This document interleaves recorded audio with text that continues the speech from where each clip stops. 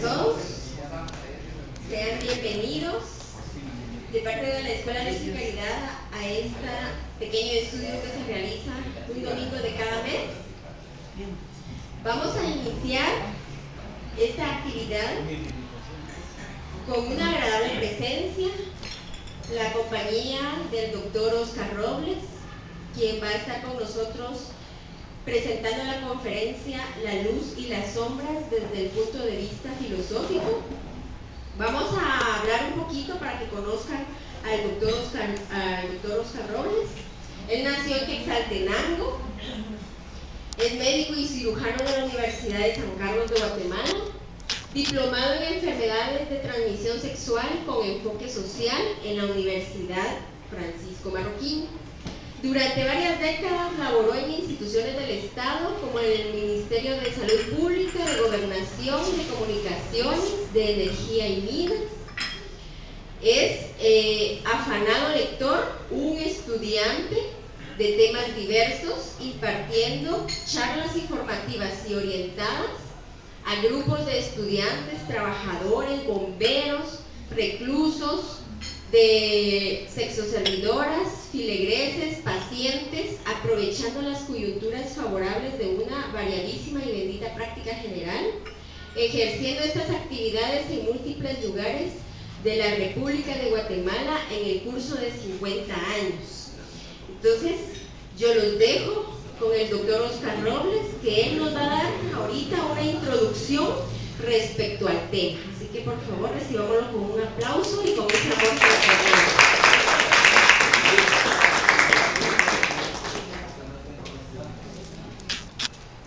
Muy buenos días, estimables y queridos amigos. Tengo la dicha de conocer a varias personas aquí presentes, pero a toda la concurrencia la considero mía, mis amigos. Es más, les voy a estar en deuda porque me van a obsequiar con su paciencia y con su atención. Muy buenos días, amigos. Para empezar, quiero pedir tres cosas. Necesito satisfacer tres deseos. El primero, que acepten mi más cordial y respetuoso saludo. El segundo, que me acompañen en el pensamiento en agradecer a la luz de las alturas la oportunidad, bendita oportunidad para mí, de poder expresar unas modestas palabras a la egregia concurrencia. Tercero, quiero aclarar desde el inicio que vamos a tocar muchos temas. En ningún momento vengo yo a dictar una cátedra tremenda de una altura muy elevada. No, apenas soy un estudiante de temas humanísticos. Y en esa forma, pues, hablaré de algunos pensamientos y algunos criterios que obviamente no son míos, son de mi modesta cosecha en las lecturas que he hecho durante muchos años.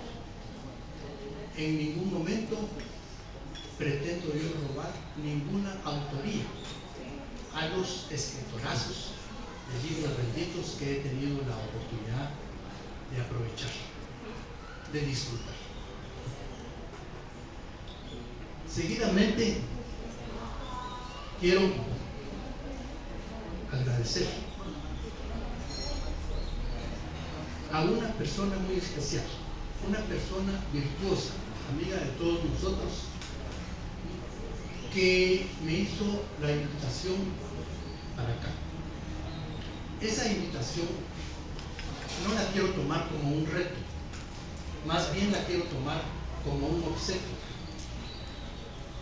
Esta situación se la debo a la señora Johanna de León de Navarra. Mis agradecimientos. Pido también perdón a la luz y perdón a las alturas y a las sombras por la osadía, por el atrevimiento de mencionarlas, de hablar de ellas. Pero Repito, lo haré a nivel de estudiante humanista, con toda la humildad del caso.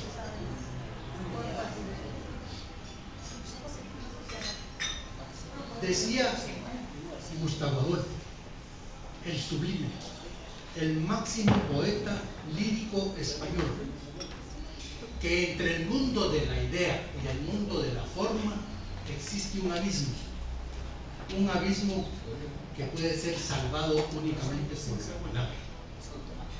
Y la palabra escasa, inculta, tímida, renuente, rebelde, escurridiza, se niega algunas veces, se niega muchas veces a secundar nuestros anhelos, a apoyarnos para construir el pacto.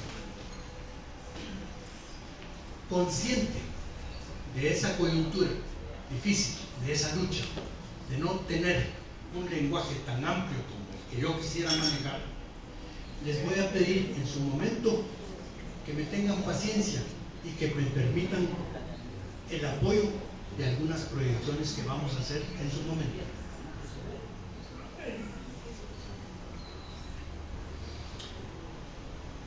La ciencia y la religión aparecen como fuerzas enemigas e irreconciliables, irreductibles.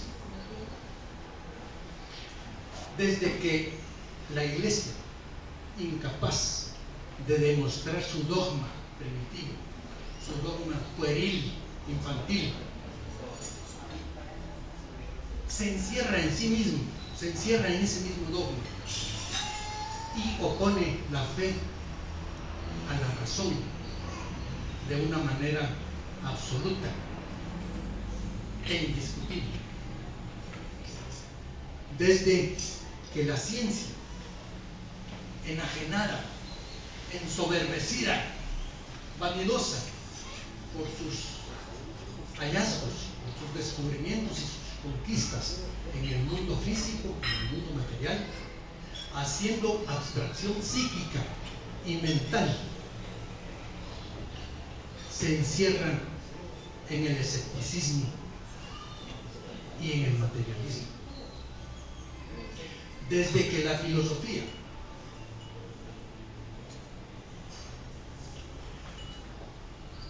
haciendo concesión de sus derechos, también cae en un escepticismo trascendental. En esa situación, una escisión profunda se produjo en el alma del individuo y en el alma de la sociedad.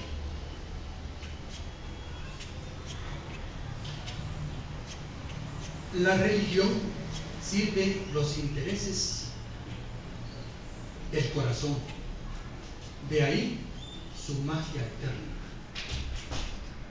La ciencia trata de servir los intereses de la razón, del intelecto, del espíritu como parte pensante del alma. De ahí su fuerza imponderable. ¿Y qué pasa con la filosofía? La filosofía, débil,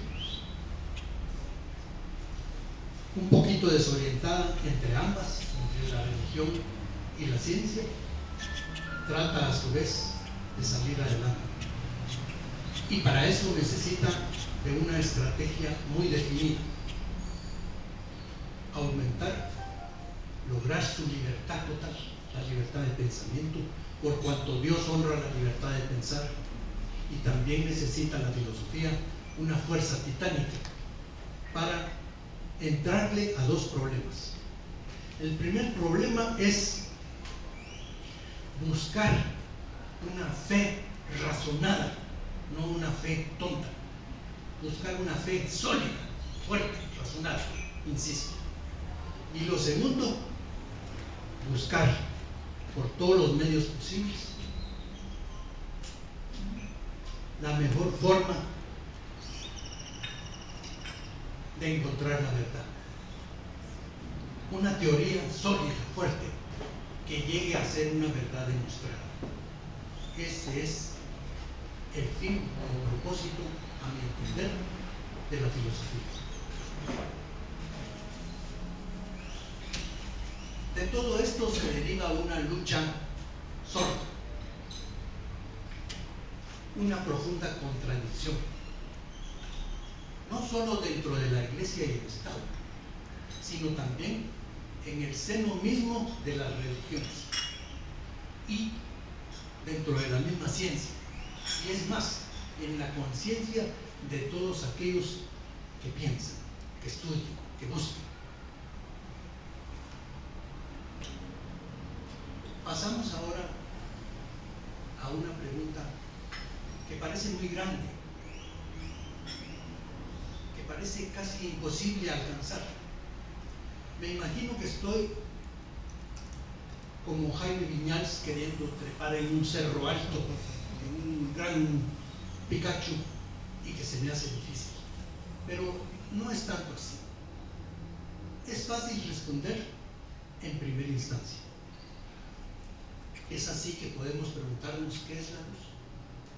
La luz es el conocimiento, es la sabiduría, es la ciencia, es la conciencia, es la fe, es la esperanza, es la paciencia, es el perdón, es Dios mismo. Eso es la luz. La energía, pues, por el contrario, es todo lo adverso.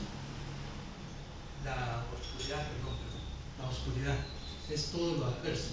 Es lo falto de elevación mental, lo falto de elevación moral.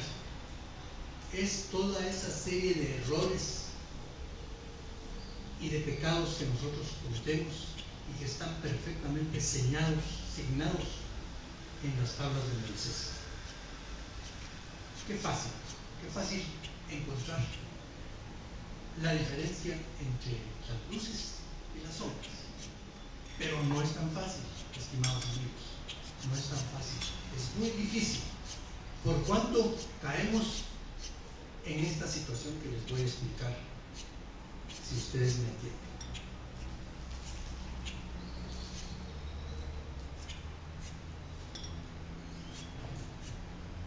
Existe una situación convencional, aparente, derivada de que hay una palabra mágica que se llama depende.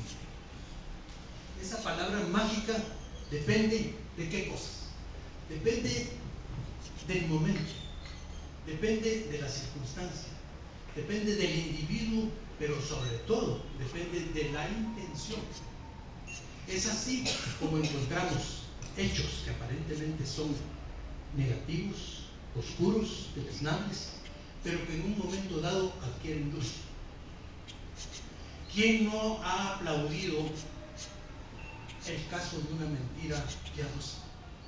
De una mentira que, sin dejar de ser mentira, de tener la oscuridad y la sombra de la mentira, puede alcanzar la luz de la piedad. Una mentira que está tratando de evitar un sufrimiento, un dolor, una angustia. ¿Quién de ustedes no ha aplaudido un regaño, una reprimenda, incluso unos cuantos azotes, cuando estos están dirigidos, están intencionados no a satisfacer una venganza, sino a corregir un defecto, a encaminar correctamente los pasos de la persona que está siendo reprendida? Más adelante vamos a poner un ejemplo bello, a mi entender, de lo que es un robo que puede alcanzar una altura luminosa tremenda. Lo veremos más adelante.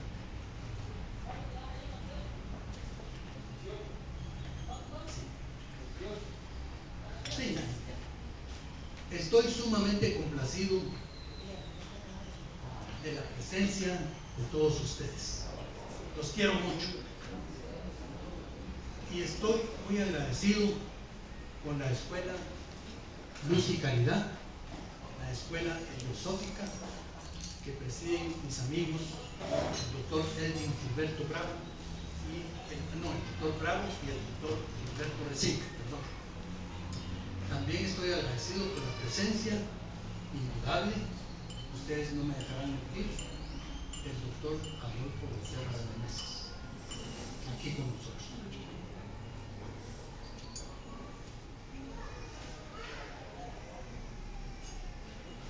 Seguidamente vamos a tratar de apoyarnos con algunas figuritas, pero antes de las figuras les quiero aclarar algo. Es una anécdota de hace 62 años.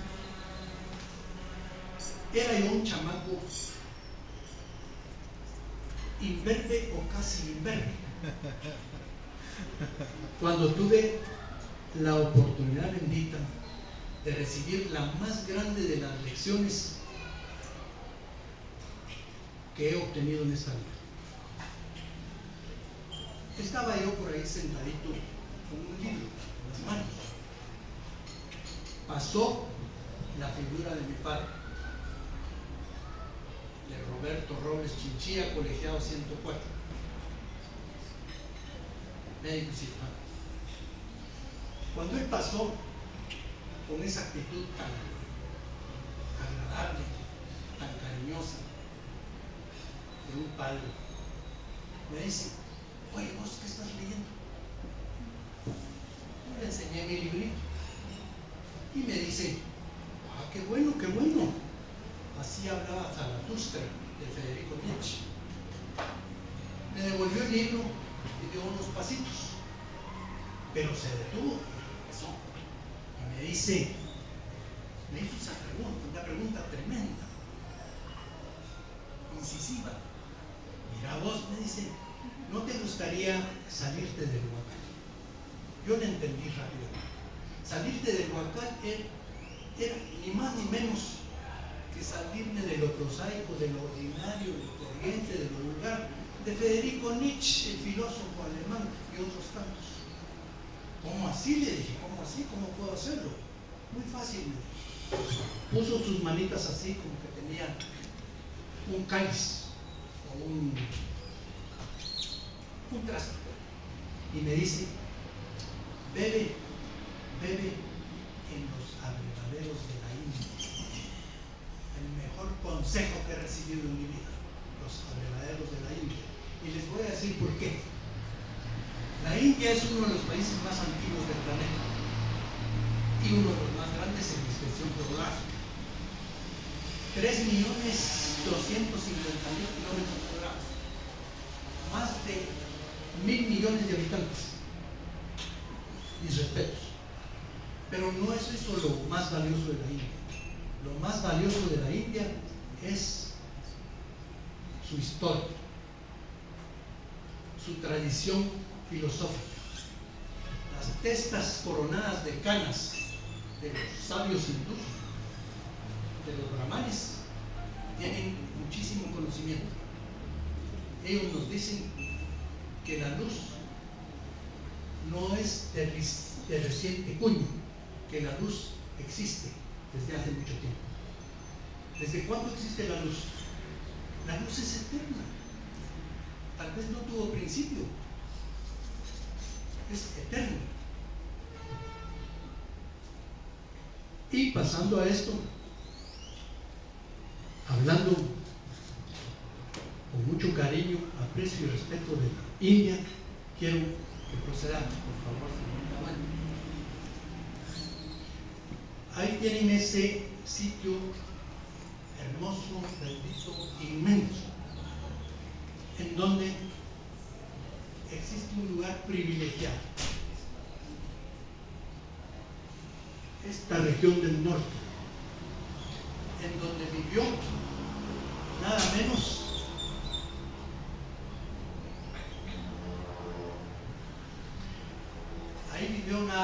que Krishna, el gran iniciado. Krishna, el gran iniciado de la India. Y Krishna estuvo en los inicios de ese poblado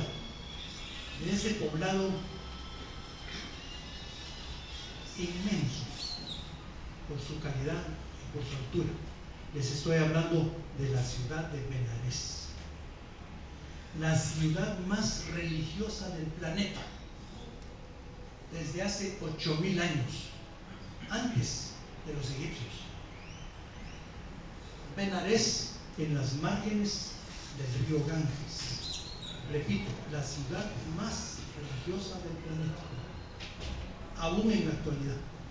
Ahí existen todas las religiones conviviendo como hermanos. Hay de unos, de otros y de otros, de todos. Y ellos tenían grandísimos conocimientos. Les voy a explicar. Otra vista del Benares. Ahí tenemos al gran iniciado Krishna. Con él me voy a detener unos minutos. Krishna, sintiéndose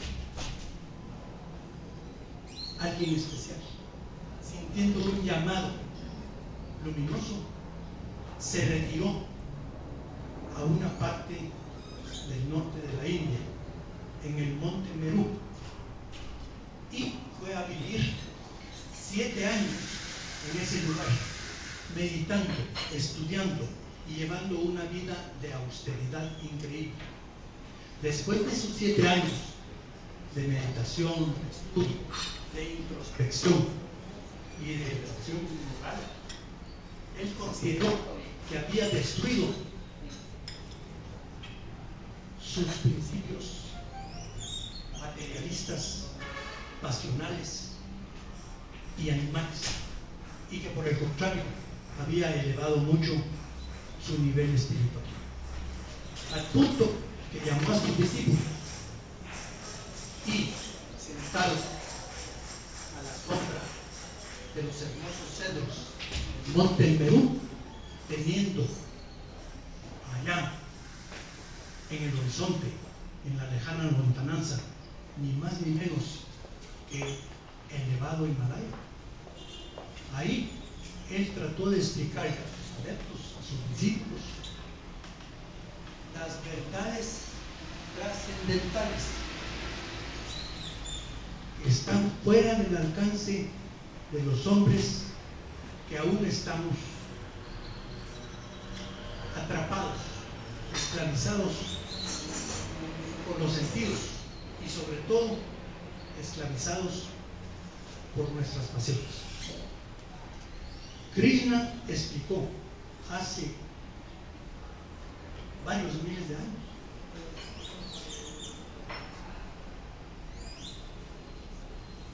la filosofía, la doctrina de la inmortalidad del alma, de los renacimientos, de las reencarnaciones y de las vidas sucesivas. Y explicó también la posibilidad de un acercamiento con el Señor para buscarlo en un camino místico. Krishna tuvo un discípulo famoso, muy conocido, Arjuna. Krishna se dirige a Arjuna y le dice: escucha, escucha, amado mío, escucha. Existe un secreto profundísimo, inmenso y puro. Ese secreto es el siguiente: para alcanzar la perfección, hay que conquistar la ciencia de la unidad. La ciencia de la unidad. Y la ciencia de la unidad está por encima de la sabiduría, por encima del conocimiento, por encima de la inteligencia misma. La ciencia de la unidad es llegar a comprender que el Señor, el hacedor de todas las cosas, si bien está en todas partes, también está dentro de ti mismo, está dentro de todos nosotros. Comprendiendo eso, búscalo en tu corazón. Krishna le rendía tributo a la luz y al sol, así como nosotros los heliosofistas. Yo humildemente le rindo tributo a la luz con un traje claro y al sol con una corbata doradita. En su tiempo, Krishna lo hacía en forma más perfecta, en una forma mucho más elevada. Krishna nos explica que hay 3 senderos en la filosofía hindú para acercarse al Señor.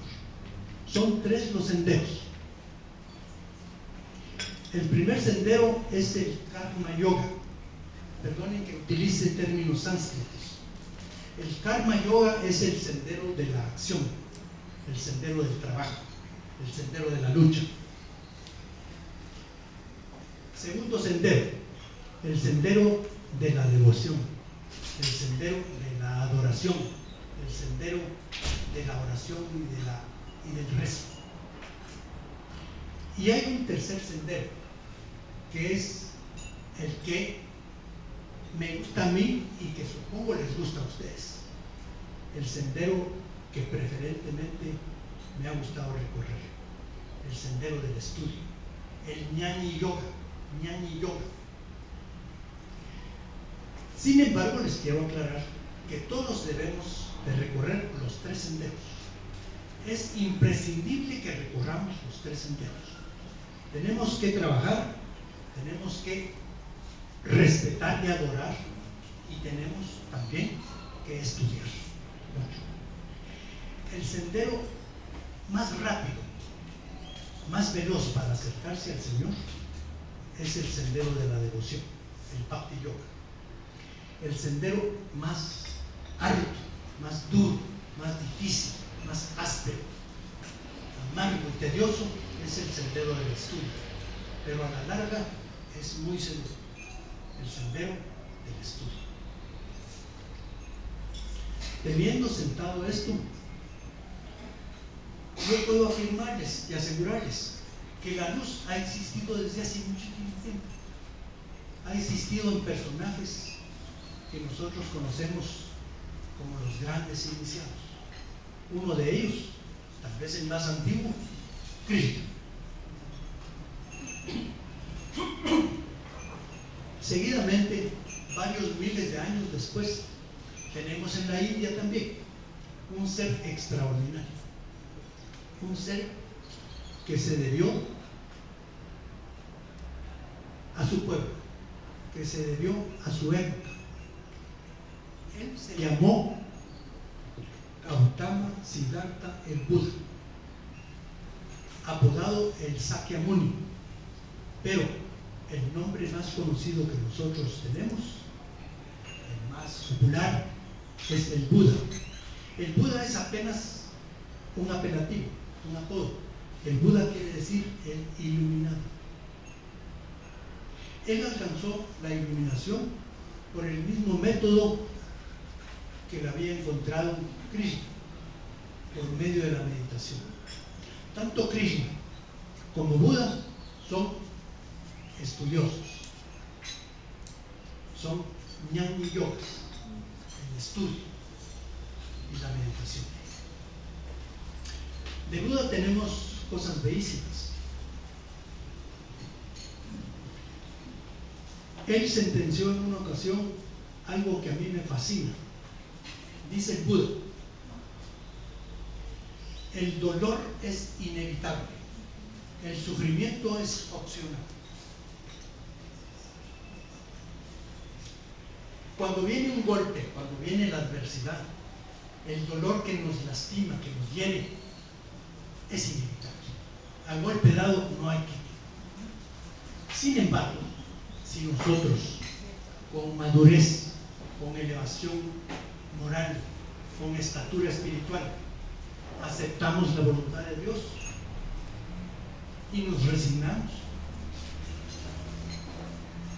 Nosotros logramos suprimir grandemente el sufrimiento. Que se haga su santísima voluntad del Señor y no mi estúpido capricho. Eso es lo que quería decir. En ese momento el dolor pues nos ha atenazado mucho, pero el sufrimiento se suspende. El sufrimiento nos da una tregua.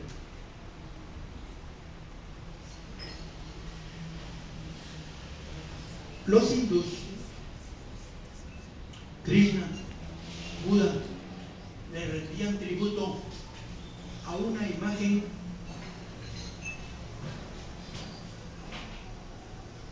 grande de ellos, una imagen que la consideraban como un dios, el dios Mahadeva. Para ellos Mahadeva era el sol. Pero resulta que el sol de Mahadeva, el sol de los hindús, se desplazó, como lo hace el sol, de oriente a poniente, y así llegó a Persia. En Persia encontramos nosotros al gran maestro Zaratustra, un filósofo de connotadas notas, de mucha altura. Él nos habla de dos cosas: el bien y el mal, identificados, personificados en Hormuz y Arimán. Hormuz el bien y Arimán el mal, igual que la luz y las sombras.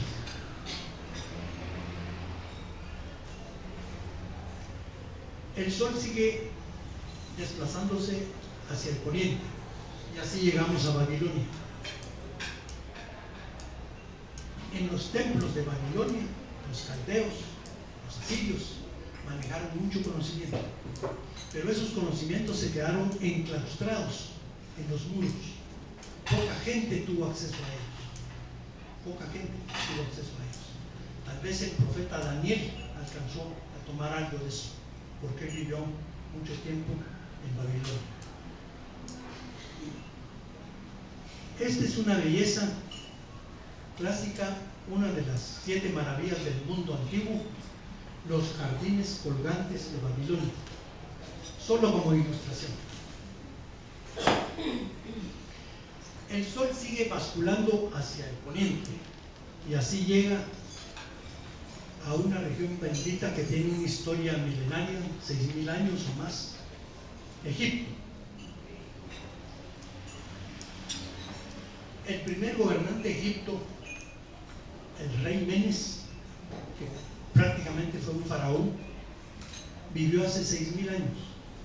Y desde ese tiempo en Egipto se empezó a adorar, a reverenciar lo más grande que ellos podían ver sobre el desierto: el sol. Ellos no podían en ningún momento tratar el sol de apagar el sol con un dedo. Ellos tenían que reconocer al sol por su presencia majestuosa. Y es así como los egipcios adoraron, entre otras cosas, al sol. Isis y Osiris, los seres grandes para ellos, que engendraron nada menos que al hijo del sol, a Horus, que fue reverenciado, idolatrado y adorado por los egipcios, pero a través del sol.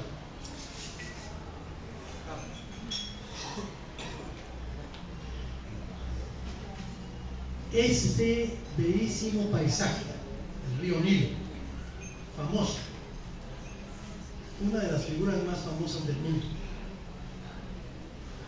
Otra vista del Nilo. Esa señora que es una mezcla de mujer, de león y quizás hasta de águila, famosísima como adoradora y como reverenciadora del sol desde hace miles de años. Luego el sol sigue basculando en terrenos del occidente, un poquito al norte de Egipto. Ahí tenemos la presencia de esos tipazos, diría yo, los 7 sabios de la antigua Grecia. Cada uno de ellos nos puede decir un sinfín de palabras, pero vamos a robar mucho tiempo. El mapa bendito de la Hélade clásica, la Hélade, Grecia. De Grecia viajaron a Egipto algunos estudiantes que quisieron ir a aprender mucha sabiduría que estaba guardada en los templos egipcios. El primero de ellos, Hermes Trismegisto, en la antigua Grecia. Estuvo mucho tiempo como estudiante, como neófito en los templos egipcios y sacó mucha sabiduría de ahí. Tanto que Hermes Trismegisto fue nada menos que profesor, que maestro de Asclepios. Asclepios es el personaje que nosotros los médicos referenciamos como el padre de la medicina. El padre de la medicina tuvo origen en Egipto, Asclepios.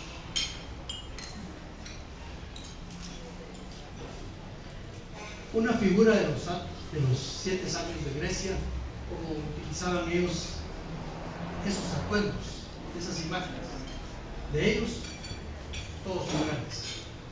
Y las palabras que ellos manifestaron fueron inscritas en piedra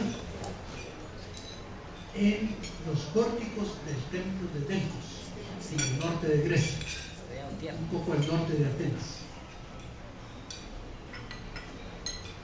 Orfeo es el segundo iniciado griego que estudió en los templos de Egipto. A Orfeo se le acuña nada menos que el principio, la fabricación y la modelación de toda esa bellísima mitología griega que está plasmada de figuras, de términos y de conceptos filosóficos de una envergadura tremenda. A Orfeo. Grecia le debe mucho a Orfeo. Lo que más adelante fue Grecia de grande se lo debe en gran medida a los pensamientos y a la luz de Orfeo.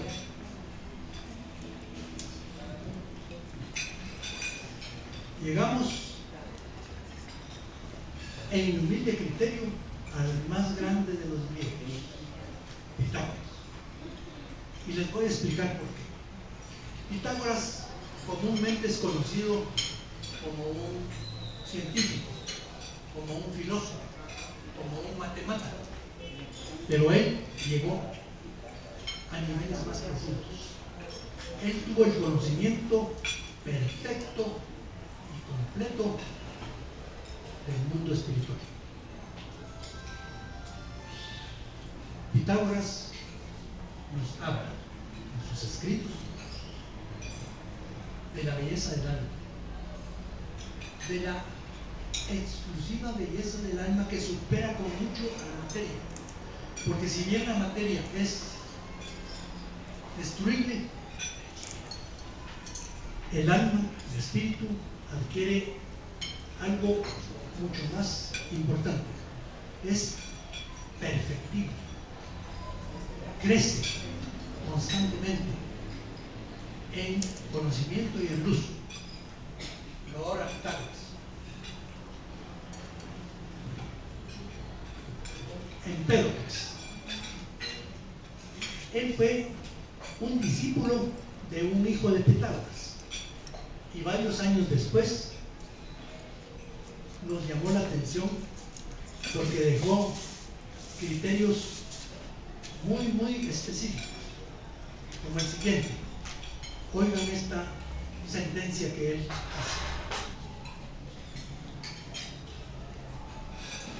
hace. Él señala al cielo y dice: para el alma que del cielo viene, su nacimiento en este mundo es una muerte. Él consideraba una condenación venir a este mundo. Creo que estaba equivocado. Venimos a este mundo a aprender, a luchar, para perfeccionarnos. Nuestro paso por este mundo no es una muerte, es una escuela, es un aprendizaje.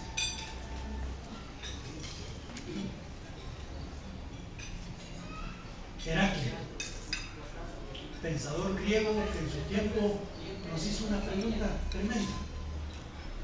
Él nos aseguró que el paso del tiempo es indetenible, al punto que él considera imposible bañarse en el mismo río 2 veces,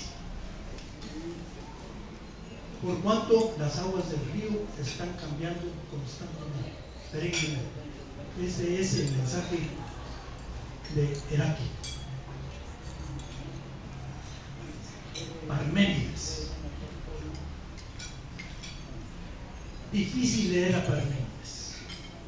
Parménides profundiza tanto en el concepto del ser y el no ser que uno se queda ahogado, como si hubiese sido lanzado en un océano. Para seguir a Parménides, creo yo que hay que ser ni más ni menos que un genio.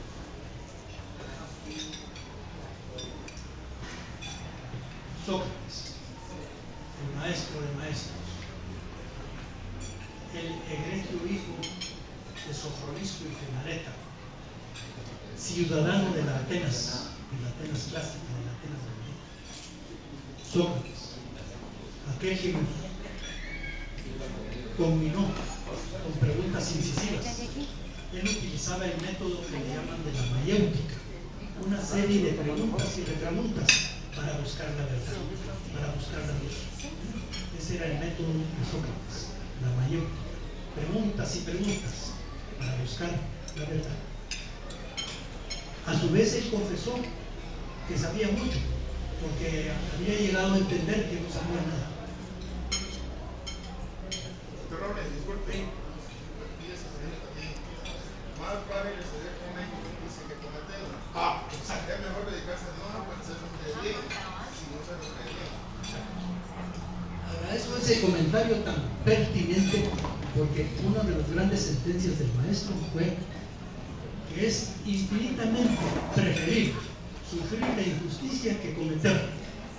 El nivel espiritual de Sócrates, inmenso, inmenso, al punto que no le temió a la muerte, al punto que obedeció como un corderito, porque era un cordero, la sentencia de beber la silla, y así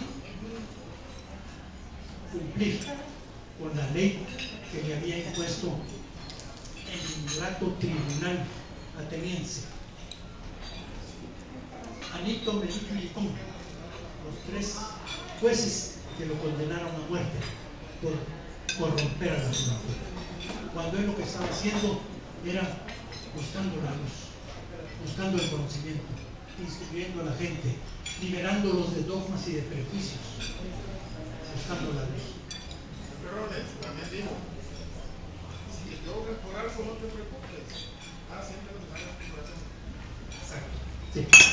Él señaló que había que obedecer al ser interno, porque en el ser interno mora nada menos que el Señor.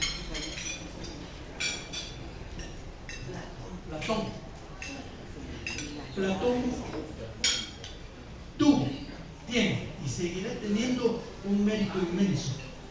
Él fue el compilador de la sabiduría socrática. Si Sócrates, igual que el Maestro Jesús, no escribió, no dejó nada escrito, Platón recogió el pensamiento socrático y lo plasmó en esos benditos libros que se llaman los diálogos de Platón, de los cuales pues nos quedamos estupefactos. Hay un diálogo de Platón en donde él pone en boca de Sócrates un discurso atacando al amor, Él dicta una conferencia magistral destruyendo la figura del amor, buscándole defectos, buscándole fallas, y las demuestra de una manera increíble. Pero al terminar el discurso, él dice: momento, señores, estoy equivocado. Estoy equivocado por una simple y sencilla razón. El amor es un Dios. Yo estoy equivocado. Y entonces se tira el segundo discurso haciendo una defensa apologética increíble sobre la figura del amor.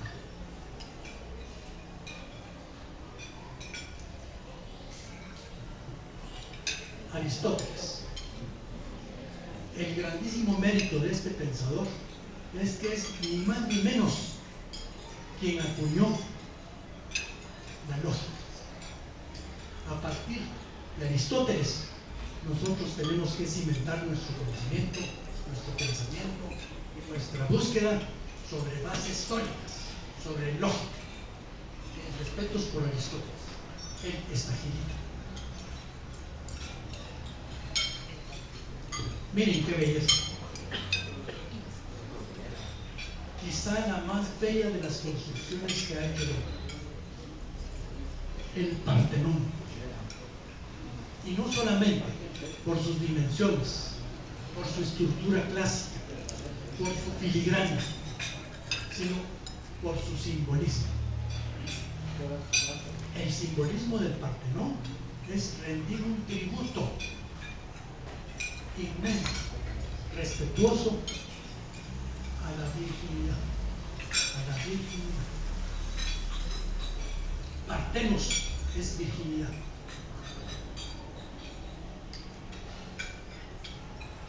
La diosa Atenea era la diosa virgen. El Partenón, muchísimo tiempo antes de Jesús, le rinde culto a la virginidad, el Partenón, y le rinde culto a la sabiduría, y le rinde culto a la luz, al conocimiento, a la esperanza.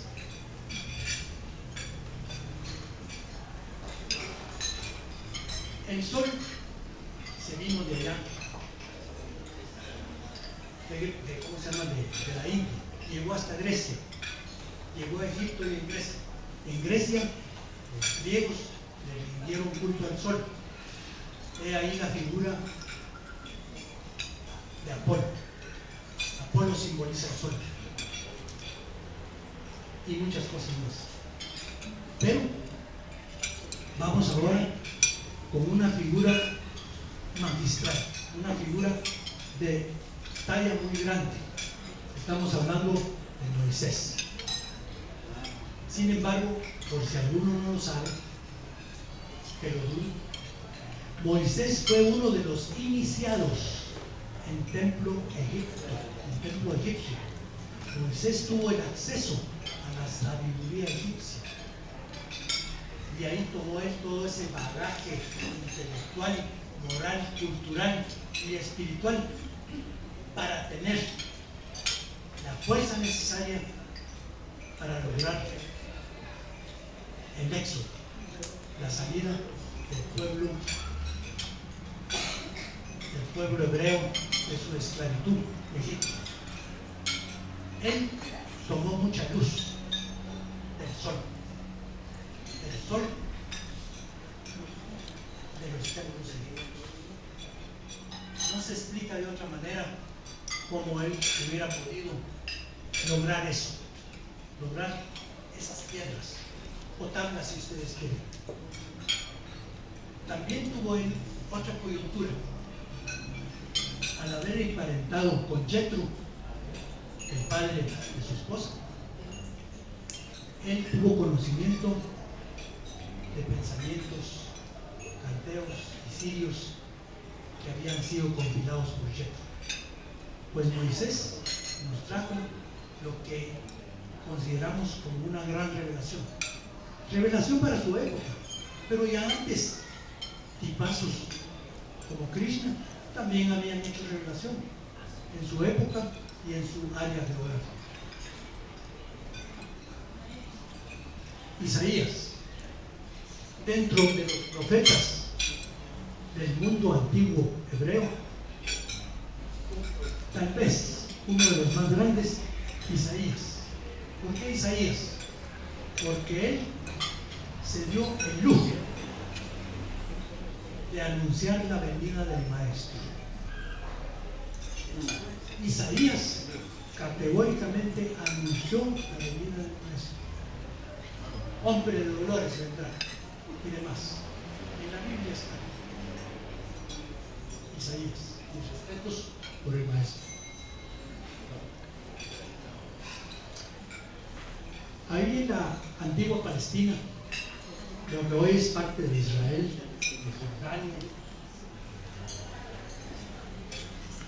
pues existe un lugar un poquito amargo, por decirlo así. El Mar Muerto, que está en el sur de ese país, es llamado también Asfaltites, porque tiene tanta cantidad de material mineral que es como que fuera de asfalto. Si la gente se pone ahí, flota de una forma tremenda, porque el agua es demasiado espesa, demasiado cargada de minerales, el Mar Muerto. Y las orillas de ese Mar Muerto pues son bastante inhóspitas, bastante pobres en vegetación, no hay vegetación, ahí es arena y piedra, roca. Ese fue precisamente el entorno, el ambiente que le dio base, pudiéramos decir, de austeridad, de limitación, de conquista de fortaleza al Maestro Jesús, porque sabemos que Él estuvo viviendo mucho tiempo a orillas de ese mar, con los esenios. Los esenios estuvieron en las márgenes de ese lugar, y ahí Él se fortaleció, viviendo en una adversidad increíble, pero en una luminosidad muy grande por la sabiduría de los esenios que Él tomó para sí y para su destino.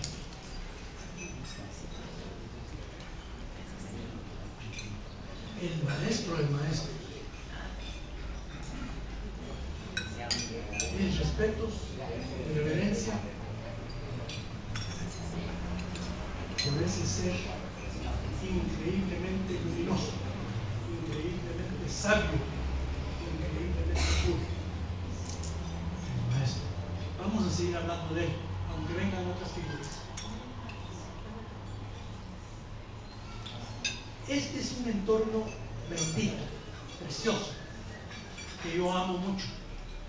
Es en el norte de Israel.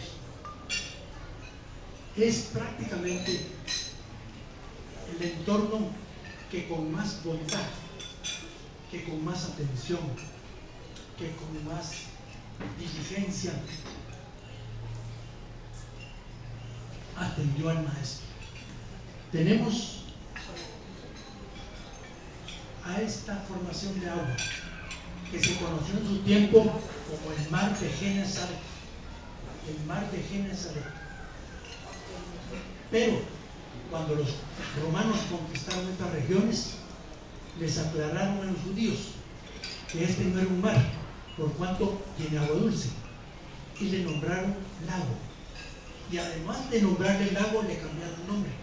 Ya no fue el mar de Genesaret ni el mar de Galilea, sino que se llamó el lago Tiberíades. Tiberíades en honor al emperador de turno, a Tiberio César. Desde entonces se conoce con el nombre de lago, ya no mar, aclaro, de lago Tiberíades.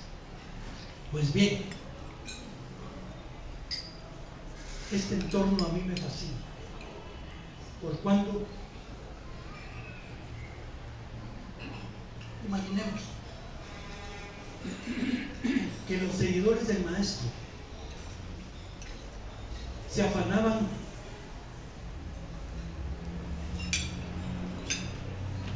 continuar sus pasos en las playas frescas de Cafarnaúm y dirigirse a los bosquecitos de naranjos de Bethsaida, y luego también deambular por la elevación del monte Corazín al norte poniente del monte Corazín, que estaba adornado de muchas palmeras, desde las cuales se veía el entorno perfecto de ese mar, de este lago Atlán, que estaba enclaustrado con su entorno de montañas, como en una copa.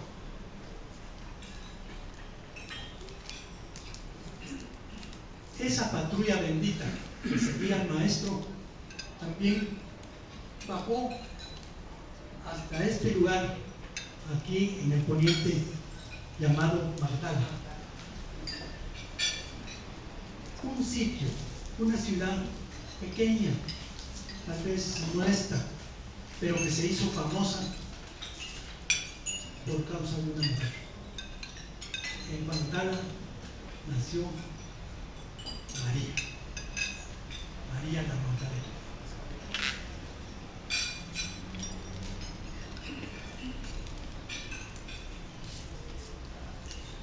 Dentro del grupo bendito de los seguidores del maestro, la mujer tiene un sitio aparte. No, más bien no un sitio aparte, un sitio especial. Tan es así que madres de discípulos, hermanos de discípulos, vírgenes tímidas, pecadoras arrepentidas, todas ellas le siguen, le siguen. Y tranquilas, apacibles, pero muy entusiasmadas y muy apasionadas, tratan de ponerse a la retaguardia del maestro para seguirlo. Y en esa forma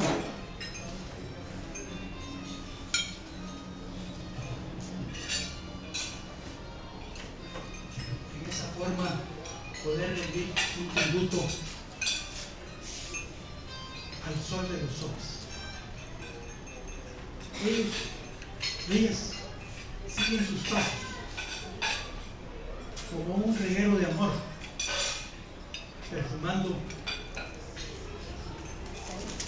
con ese bálsamo de pasión, de esperanza y de fe, los pasos del Señor. Gracias a esas mujeres, el maestro tuvo bastante acogimiento, bastante fortaleza moral para seguir adelante. Este lugar fue el sitio que más bondadosamente acogió al maestro, no así